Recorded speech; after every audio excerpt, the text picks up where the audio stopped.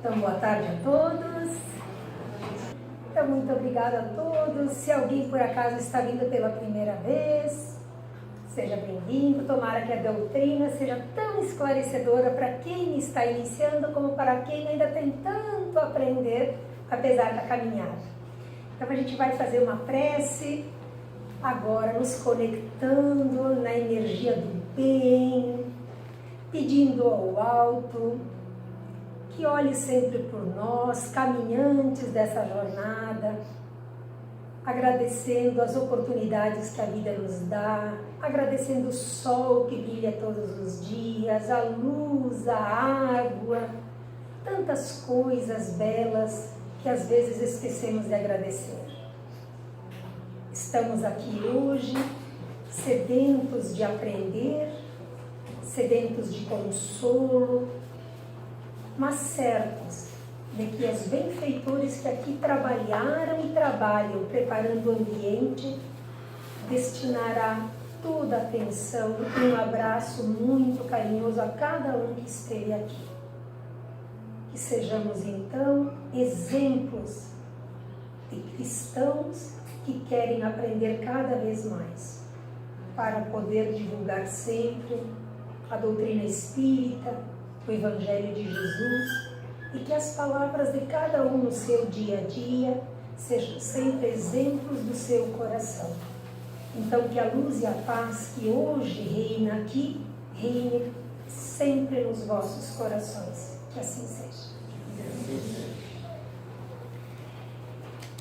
Hoje nós vamos abordar um assunto que vai ser tratado durante todo o mês de fevereiro. Vai ser uma coisa chamada conduta espírita. Então, afinal de contas, quem tirou o tempo para vir aqui na casa espírita, com certeza ou conhece mais ou conhece menos, mas todos simpatizam com a doutrina espírita. Então, o que é ser espírita? E além do que é ser um espírita, como deve se comportar um espírita nas bases morais do Evangelho? Então, a gente vai falar disso daí e também durante todo o mês de fevereiro os nossos colegas também vão tratar esse tema. Então, cada palestra que vai ser abordada vai ser o espírita na sociedade, o espírita no emprego, o espírita no lar, o espírita diante de nós mesmos, que é o que eu vou falar hoje. E aí está tudo explicado neste livro, esse livro está lá, eu peguei da livraria agora. Ele é um livro bem fininho, ele diz como se comportar nos diversos setores da vida da gente. São bem interessantes e muito fácil de ler.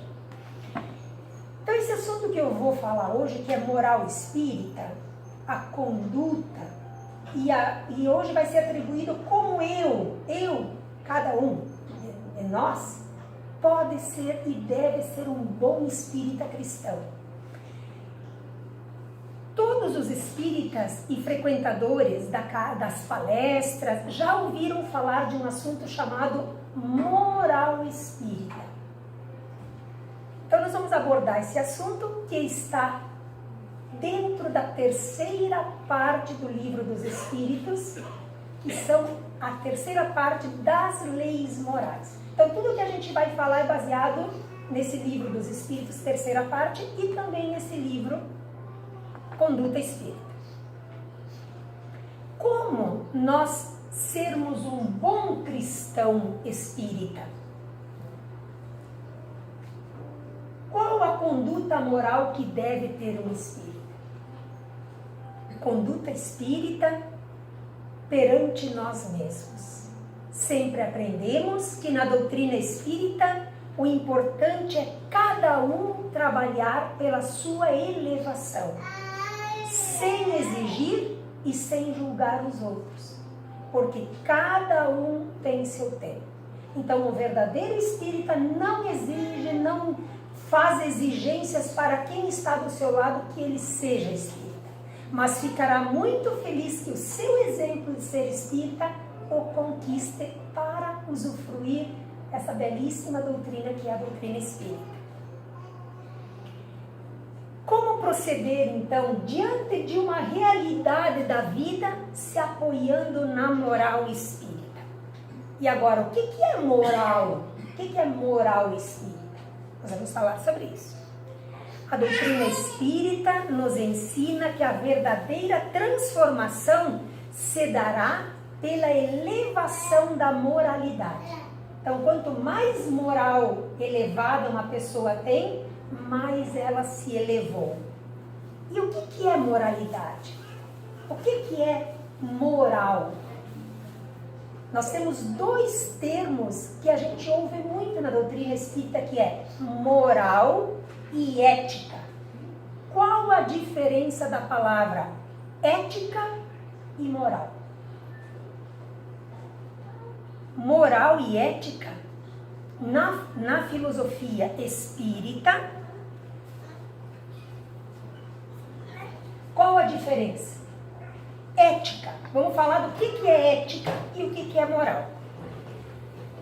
Ética é o conjunto de conhecimentos sobre o comportamento humano, que norteia o modo de ser de uma pessoa ou de um grupo de pessoas. Então são os conceitos que as sociedades estabelecem, que o bom comportamento humano, para ser uma coisa de direitos e deveres, são todos os conceitos, digamos, das leis éticas que conduzem o comportamento humano. A moral é o hábito, os costumes daquele indivíduo. Se eu conheço os conceitos de ética de uma sociedade e não os cumpro, a minha moral é uma moral baixa. Se tem um sinal vermelho no trânsito para eu parar, é uma norma de uma boa ética de costume. Mas se eu não respeito, a minha moral é uma moral baixa no respeito da ética. Para a gente entender o que é ética, então ética existe para nortear a sociedade. Moral é como eu aplico para mim e na sociedade esses valores morais. Então eu posso ter uma pessoa que não segue a ética e também não é uma pessoa de moral elevada, mas pode ser uma pessoa que segue a ética e é de moral elevada. Conseguiram entender o que é ética e o que é moral? Então uma coisa é a teoria e a outra coisa é a prática, certo? No Livro dos Espíritos, tem uma pergunta 619 que o Kardec faz para os espíritos benfeitores. Ele diz, que definição se pode dar para a moral? Resposta: a moral é a regra de bem proceder, isto é, de distinguir o bem do mal. Funda-se na observância da lei de Deus. O homem procede bem quando faz tudo pelo bem de todos, porque então cumpre a lei de Deus. Voltando a citar o exemplo, eu tenho sinal vermelho. O sinal vermelho foi criado para que não haja acidentes, para que cada um vá na sua vez. Mas eu, porque eu sou presunçoso, eu não quero esperar o tempo dos outros, eu furo o sinal vermelho, eu escolho não agir dentro do bem para o bem de todos. Eu crio desordem, tanto para os outros como para mim. Porque eu posso causar um acidente, eu posso também deixar pessoas inválidas nesse acidente, e eu posso também somente, mesmo que não cause nenhum dano aparente, mas eu não agi certo. Então eu vou causar danos na minha conduta. Em outras palavras, na visão espírita, o conceito se fundamenta na consciência moral, que é a capacidade do indivíduo distinguir o bem do mal. Então a minha consciência vai distinguir se aquilo que eu estou fazendo é certo ou errado. Eu posso furar o sinal vermelho, vamos dizer que não tenha sido uma situação de urgência, pessoas doentes no carro, vamos dizer que seja tudo normal. Eu escolho tirar proveito. vai dizer se eu vou agir certo ou errado é a minha consciência. Porque se eu tenho uma consciência que não é afinada moralmente, eu posso achar que está certo. E vai mudar como? Cada um tem o seu livre-arbítrio de distinguir. Assim, a estruturação da consciência moral, que é a consciência de eu ver se aquilo que eu estou fazendo é certo ou errado, está na intimidade do ser. Então é dentro de cada um de nós. Quando a gente visita o íntimo da gente, é que eu começo a me perguntar, isto é certo ou errado? Aí o meu íntimo começa a falar comigo. Por quê? Porque na minha consciência tem o certo e o errado gravado. Mas eu posso fazer de conta que não ouço a consciência. Exemplos de moral e de ética. Moral. Dar um lugar a um idoso no ônibus, mesmo sem ser estar sentado no lugar de preferência. É moral. Já que a lei estabelece apenas os locais demarcados. Tem ônibus, os primeiros 4 lugares é para idosos, mas eu estou sentada lá na fila número 12. Está tudo ocupado lá na frente. E tem um idoso ali do meu lado. Eu posso, se a minha moral não é apurada, dizer, olha, eu não estou ocupando os assentos que estão demarcados. Então, em tese, eu posso achar que eu estou no lugar certo. Mas aí eu olho o idoso. Então, a moral é dar o lugar para o idoso. Ajudar uma pessoa necessitada é moral. Uma vez que a ação é voluntária e não existe nenhuma obrigação de contribuição. Foi o que a Ali falou agora. Olha, a gente quer ajudar as crianças que não têm material. A pessoa poderia dizer o seguinte, olha, né, quando ela tem uma moral mais, né, eu compro o meu material, eu não roubo, eu dou para o meu filho, então o meu filho está dentro da ordem normal que eu compro o meu material.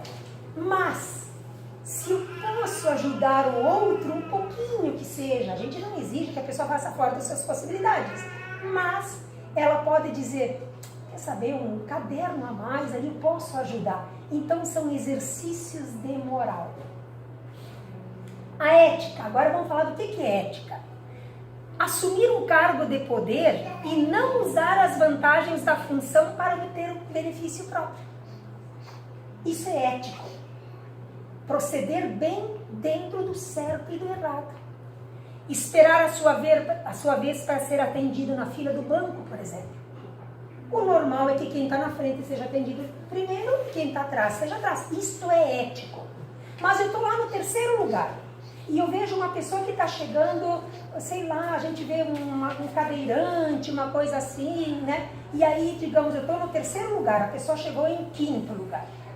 Eu posso, se eu tiver tempo, porque muitas vezes a pessoa está muito apurada. Não, cada um tem que julgar. Mas eu posso, bom, eu estou com um tempinho, eu vou trocar o meu lugar no 3º, vou para o 5º lugar e a pessoa vem para o 3º. Isso é uma gentileza, é um ato moral, é um ato de, digamos assim, favorecer os costumes. E isso podem ter certeza. Tudo que a gente faz para alguém, um dia volta para a gente.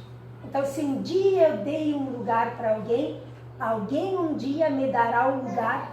No momento que eu estiver mais precisando, Deus conduz uma pessoa para ajudar a gente.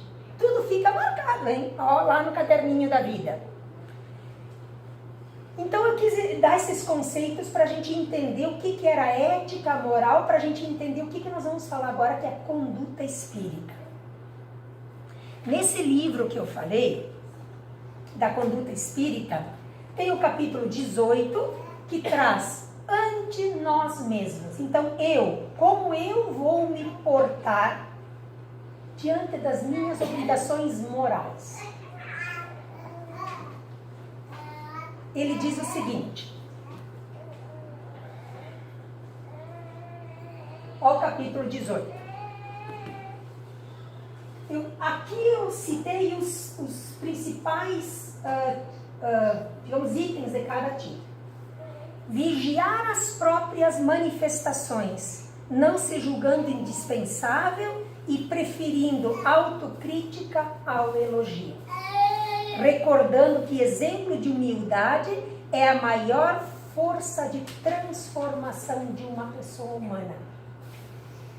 O que ele está dizendo aqui? Ó? Que a gente tem que domar o orgulho e a vaidade, exercitar, porque humildade é uma virtude muito difícil de ser executada.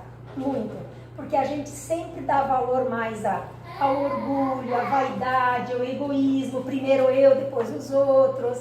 Então ele diz o seguinte, ó. Para você exercitar a sua moralidade, é melhor você ser uma pessoa que se autocritica sempre procurando ser melhor, do que está sempre esperando elogios. É difícil, é muito difícil. Mas tudo que é insistido a gente aprende um dia, nem que seja em muitas encarnações. Toda presunção de elogio, eu sou grandão, nos afasta do Evangelho. Agir, ó, o próximo aqui, ó. Não temos dentro da doutrina espírita a conduta de profissionais religiosos. Todos aqui na casa, nós, todos que trabalham nos estudos, nas palestras, na assistência, a Ali mesmo falou das crianças, todo mundo aqui é tudo voluntário. Ninguém recebe nada. Então, ó, na doutrina espírita não temos cargos, não temos salários, não temos profissionais religiosos. Todos dão do seu tempo de modo voluntário. Mas há, sim, pessoas que não procedem dessa maneira. Então, será do seu juízo o seu procedimento. A gente vê muitas, na nossa casa, a gente tem essa conduta de que não há. Mas há muitas vezes pessoas que, palestrantes que cobram. Tem no Brasil é grande. Tem pessoas que cobram para fazer palestras. Tem muitas coisas, então assim, ó, este é um direito que a pessoa tem de decidir, mas não é uma conduta dentro da doutrina espírita. Então não há cargos religiosos na doutrina espírita.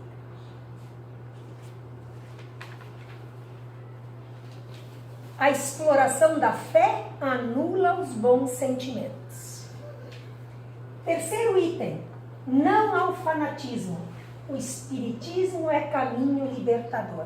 Na doutrina espírita a gente insiste muito, muito, muito que a gente não seja fanático, que a gente tenha fé raciocinada, que a gente leia, que a gente estude, que a gente ouça, que a gente sempre esteja se colocando no papel de quem aprende.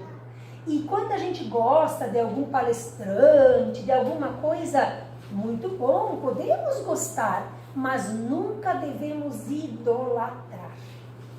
Não devemos, porque ídolos são cargos humanos e tudo passa. Hoje está bom e amanhã talvez não. Então, na doutrina espírita não tem idolatria, não temos esse costume de idolatrar. Temos que nos servir das experiências, dos ensinos, porque todos nós devemos, mas não com um papel de ídolo. Assumir, esse aqui é bem importante, assumir os compromissos assumidos na medida certa, sem exageros, porém sem abandonar a responsabilidade da palavra empenhada, a lei no coração. Vou explicar o que ele diz aqui, ó.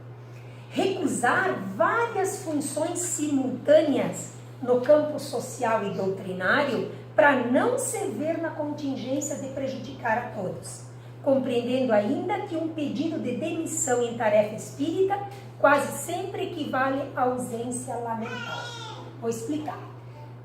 Alguém chega, começa a conhecer a doutrina espírita, se sente acolhido e tal, e aí começa a pegar funções impossível humanamente de cumprir a todas. Então a gente diz assim, ó, que a gente tem que ter responsabilidade. Se eu me comprometi, um exemplo, a fazer palestra, então eu tenho a obrigação de estudar o tema e vir fazer uma palestra que, né, pelo menos seja digna de pessoas que sentaram e gastaram seu tempo para ouvir. Professor que dá, o facilitador que dá aula, que faz que estuda junto com os alunos, estudar os textos, se instruir, quem se dispõe a colaborar nas tarefas sociais, nos idosos, nos assistidos, saber que tem horário, que tem comprometimento. O que a gente quer dizer? Ó? Não adianta eu querer aqui, ó, eu vou fazer isso, vou fazer isso, vou fazer isso, vai fazer 1000 coisas na empolgação e depois desiste de tudo. Então a doutrina espírita pede que a gente seja racional, sim, ajudar e contribuir, mas dentro da responsabilidade e da medida certa. Porque quem pega mais do que pode fazer, deixa pessoas na mão. E deserção não é uma boa atitude de um bom espírita. Então, ponderar, auxiliar, contribuir dentro das suas medidas, não se omitir. Mas também não querer fazer tudo e depois deixar todo mundo na mão. Então, essa é uma conduta. Libertar-se,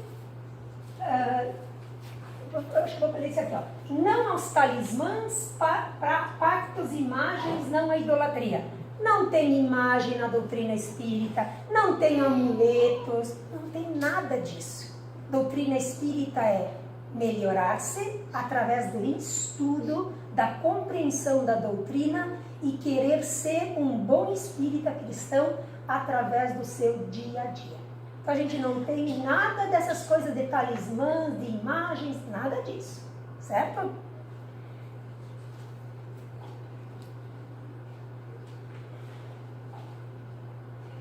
Para o bom espírita, o acaso não existe. Ele falou também antes aqui que eu não li, que é não se associar a jogos de azar, coisas que vão destruir o lar e as famílias. Por quê? O acaso não existe. Quando eu me agrupo a atitudes que não são honestas e boas, ou também que elas, não chega a ser no sentido de honesta, mas elas serão prejudiciais, jogos de azar, quase sempre vai mais perder do que ganhar, com certeza. Vai botar muitas vezes o salário da família em jogo, desordens familiares, brigas, leva a bebidas, a más companhias. Então o acaso não existe. Tem que pensar bem que toda atitude tem consequências. Esquivar-se do uso de armas homicidas. O bom espírita cristão não aprova o uso de armas. Não se combate a violência com coisas de violência. Se combate a violência com exemplos e com humildade. O fiel servidor da doutrina possui consciência tranquila e fortaleza inatacável. O espiritismo é caminho libertador. O servidor, aí diz Paulo, ó, o servidor então da doutrina fiel, ele tem a consciência tranquila, por quê? Lá em Paulo, segunda epístola aos Coríntios, capítulo 13, versículo 5, tem uma frase maravilhosa que diz assim, ó: examinai-vos a vós mesmos, se permanecereis na fé, provai-vos a vós mesmos. Então, se a gente conversar com o nosso íntimo e permanecermos na fé, uma fé reta, uma fé honesta, sem crendices, sem idolatrias, convence-se a ti mesmo e os outros perceberão. Então Paulo já disse, ó, não é preciso provar nada para ninguém, mas se o teu exemplo falar mais alto e trouxer novas pessoas para a alegria e a beleza da doutrina espírita, esse é o objetivo da doutrina espírita. Então, a conclusão, todos nós cidadãos possuímos direitos e deveres, como eu falei antes nas leis da ética estabelecida, perante a sociedade. Independente da nossa religião, de nossa crença, temos o dever de zelar tanto pelo funcionamento das coisas particulares, como das coisas coletivas. Nós não estamos aqui vivendo isolados. Nós dependemos dos outros. Se um bebê nasce e não tiver o cuidado da mãe, ele não sobreviverá. Não é que nem uma tartaruguinha que saiu lá do ovinho, ela já corre para o mar. Não, nós somos dependentes uns dos outros. Por isso que a gente diz que os laços de fraternidade é que nos dão a oportunidade de nos elevarmos. sabedores de sermos dependentes dos outros e sabedores que temos obrigações com os outros, nós desenvolvemos os laços de fraternidade. Diante disso, eu busco dentro de mim uma palavra chamada dever. O que é o dever? O dever é um sentimento que está dentro de mim, lá dentro da minha consciência. Tanto mais eu entro para dentro de mim e me pergunto, eu estou fazendo certo ou errado? E eu vou fazendo as escolhas que me conduzem para a seguinte sensação: que alívio, me sinto com o dever cumprido. O que é isso? É a alma que está em paz. Então não existe tesouro maior de uma pessoa do que o seu coração em paz. Pode ter carro, pode ter avião, pode viajar quanto quiser. Se não tivermos a paz dentro de nós mesmos, que não há nada que possa comprar, senão a consciência tranquila e o dever cumprido, não tem lugar de paz se eu não a tenho dentro de mim. Ah, eu estou com um problema aqui, me mudo para a praia, porque quem sabe lá eu tenho paz. Tu leva tudo junto. Não tem se mudar. Não tem. Você precisa estabelecer a paz. E aí pode onde quiser. Dever é a obrigação moral, primeiro consigo e depois para os outros. Dever é lei da vida feliz. Mas, como somos espíritos imperfeitos, vivemos ainda no mundo de provas e expiações. Então ainda existe o orgulho, o egoísmo, a vaidade. E por conta desses sentimentos que nós possuímos, ainda temos dificuldade de cumprir o nosso dever. O dever é muito difícil de cumprir, por se achar contrário com as nossas atrações de interesses do nosso coração. Então a gente é muito levado a brasa para o meu assado primeiro. Isso é porque ainda a gente não venceu as más tendências, mas haveremos de vencê-las. Mas exige o quê? Esforço. E como é que eu aprendo uma coisa? Insistindo comigo mesmo, repetindo e suportando com cabeça erguida as dificuldades. Aí eu vou estabelecendo uma sensação de felicidade dentro de mim. O dever é íntimo do homem e fica entregue a uma coisa chamada livre-arbítrio. Nem Deus, o maior de nossas possibilidades de dar uma grandiosidade, tira o livre-arbítrio das pessoas. Todos são donos do seu livre-arbítrio. Então, o meu livre-arbítrio vai me fazer permitir escolher. Mas é através das batalhas que os espíritos vão exercendo a sua transformação própria. É a resignação, a resiliência, a persistência, não se entregar. Ficou triste, a gente fica porque a gente é humano. Ergue a cabeça e segue. Deu errado alguma coisa, toma uma água, deixa passar umas horas, muitas vezes do conflito. A maioria das vezes quando a gente está em conflito com pessoas, não é bom falar na hora. Deixa um tempo. No dia seguinte tu fala com mais calma, peça desculpas, se permita perdoar, se permita pedir perdão. Tudo isso é o caminho. Os resultados podem demorar a aparecer, mas eles aparecem. Porém, por mais que sofram influências externas, terrenas ou espirituais, nós encarnados devemos manter a luta que ocorre entre o dever moral e as tentações. Dessa forma, os valores morais do Espiritismo são os mesmos que Cristo nos ensinou. Por isso que a gente diz que a doutrina espírita é uma doutrina cristã, de estabelecer, de praticar o Evangelho de Jesus. A prática da lei, a prática de justiça, amor e caridade é o nosso guia. Terceira parte do Livro dos Espíritos. Vocês devem todo mundo ler, é bem bom da gente se orientar. As condutas morais da doutrina espírita estão resumidas no Homem de Bem, capítulo 17 do Evangelho segundo o Espiritismo, sede perfeitos. Então, ó, nós temos lugar aqui para terceira parte do Livro dos Espíritos, capítulo 17 do Evangelho segundo o Espiritismo e o livro Conduta Espírita. Está tudo ali, como tarefa de cada um tem que fazer a sua parte. Ficou convite, esclarecimento para que a gente se instrua. Quando a gente se instrui, a gente tem capacidade de bem escolher. Não nos esqueçamos. As nossas escolhas são de nossa responsabilidade e delas deveremos arcar.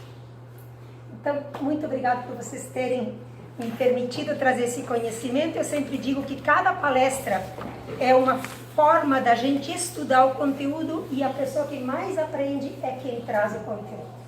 Então, muito obrigada, que a gente faça agora a nossa prece, convido os médiuns que se postem para que a gente possa receber desta casa, dos benfeitores que aqui estão. Vocês podem ter certeza, cada um que está sentado aqui está recebendo uma luz do alto. Mentalize essa luz, se concentre nela, você está recebendo o amparo divino. Nossos benfeitores que aqui trabalham nessa casa, nossos médios que são seus intermediários, estarão doando as suas energias para que potencialize a cada um o atendimento de que cada um precisa. Que a luz e a paz de nossos corações sejam o nosso maior tesouro. Que assim seja.